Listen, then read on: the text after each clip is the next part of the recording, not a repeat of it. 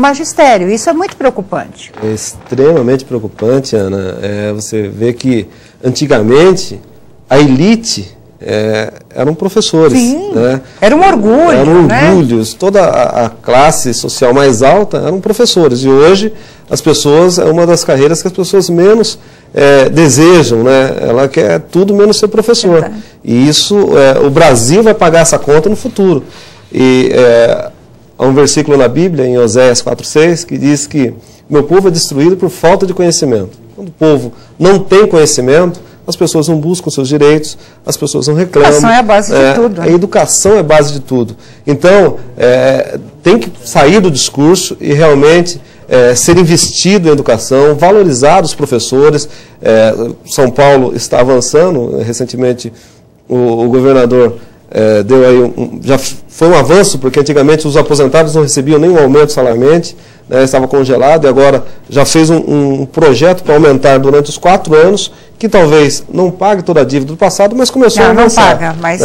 Não paga de jeito nenhum, mas começou a avançar. Eu penso que essas ações que nós temos que olhar e fazer um plano para que valorize os professores e que a educação seja de qualidade, que as crianças tenham prazer em aprender, em conhecer, em se tornar homens e mulheres de bens, honrados e que tenham realmente o conhecimento. E ter um respeito pelos professores. O deputado Edson Ferrarini, uma vez achei uma graça, lembrou o nome da professora dele. Você lembra disso? Professora Luísa. E muita gente, hoje criança de 15 anos já não lembra quem foi, né? Não consegue lembrar qual o nome da primeira professora.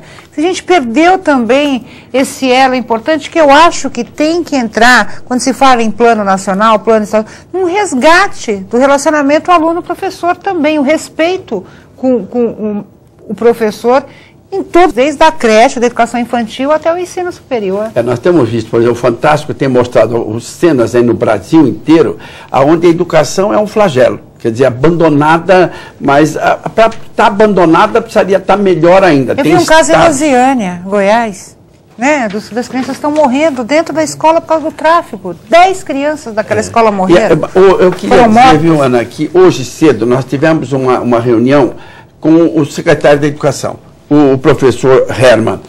E o Janás estava junto, nós estávamos lá. Eu fiquei, fazia muito tempo que eu não saí entusiasmado de uma reunião. Eu saí entusiasmado porque eu vi exatamente essa preocupação dele. Ele foi reitor da Unesp e ele lá estava ontem. Primeira preocupação dele, valorização do professor. Mas não era que ele estava falando aquilo politicamente, porque ele não é nada de política. Ele estava falando da alma dele, mostrando o quê? Através de várias pesquisas, ouvindo todas as entidades de classe. Então, os seus objetivos da valorização do professor na sala de aula, dos recursos que ele vai dar ao professor, isso tudo ele vai mandar nos próximos dias.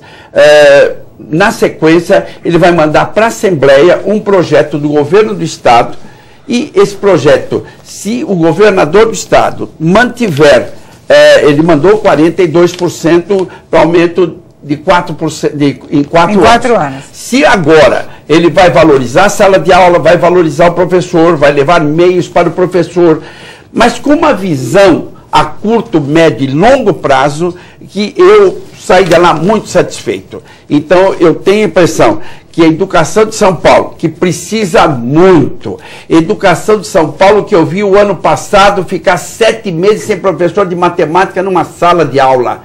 Vi o caos. Eu senti hoje com o secretário Herman, eu saí de lá entusiasmado.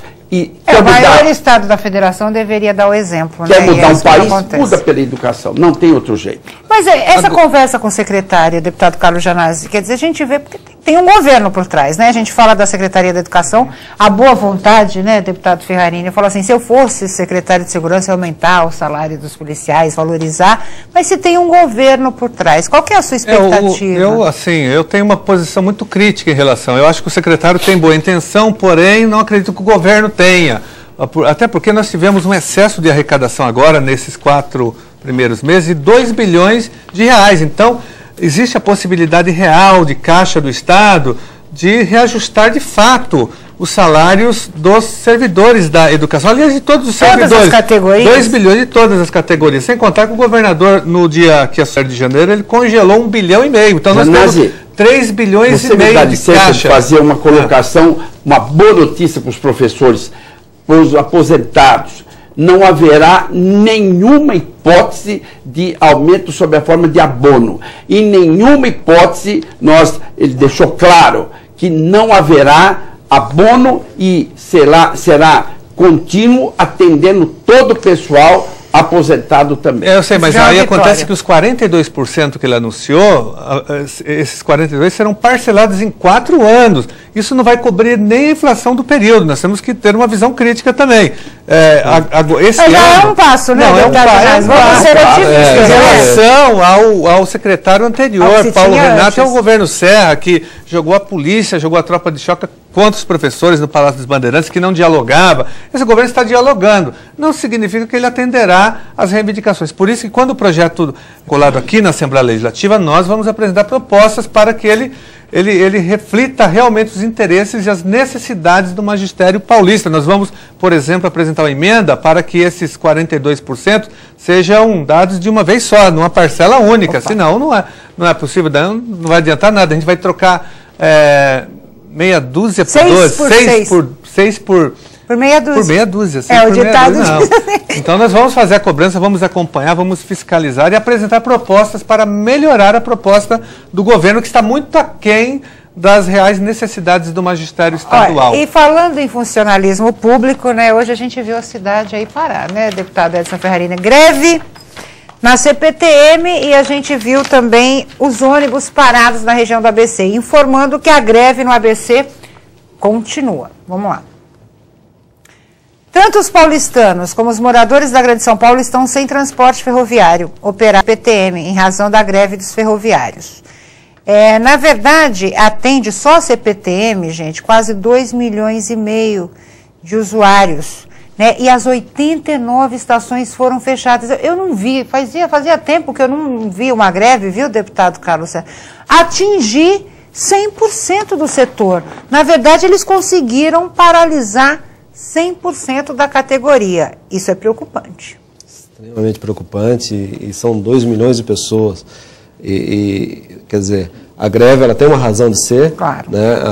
Eu penso que o poder público tem que encontrar um meio termo e que não atinja a população, porque essas pessoas precisam se locomover para o seu trabalho. Imagina o prejuízo que isso causou. O prejuízo que essas pessoas estão levando, pessoas que não foram trabalhar, pessoas que perderam dia de serviço, enfim. Então, as decisões, nós estamos falando aqui de reconhecimento do professorado, reconhecimento dos reais, reconhecimento também desses funcionários, desses ferroviários que merecem ser reconhecidos e ter o seu salário. Né? Me parece que a diferença, os funcionários querem 5% de aumento no salário. O governo ofereceu 3,7%, falta 1,3%, por causa de 1,3%. Então, dá para se agir rápido. Alguém já disse que a justiça tardia é o mesmo que injustiça. Nós estamos para comparar só o caso do Pimenta lá, que é o jornalista que depois de 11 anos acabou sendo condenado. E essa família que sofreu tanto da vítima. Então, a justiça morreu, a mãe está doente. Esse caso não então, a justiça tardia é injustiça. Então, precisa agir rápido para que pessoas, 2 milhões de pessoas, quer dizer, 4 cidades de Sorocaba, né, na região de ABC, né? Muita gente. Então, eu penso que o governo tem que ter a sensibilidade para chamar todos os envolvidos aí e compor de uma forma que, sobretudo, a população não seja prejudicada. Olha, o deputado Carlos Janazzi é sindicalista, acompanha o movimento sindical e sabe que a última arma, principalmente nesses setores, é a greve. Ninguém quer fazer greve. Eu sempre ouvi isso e todo mundo fala, não, o trabalhador quer fazer greve, quer parar.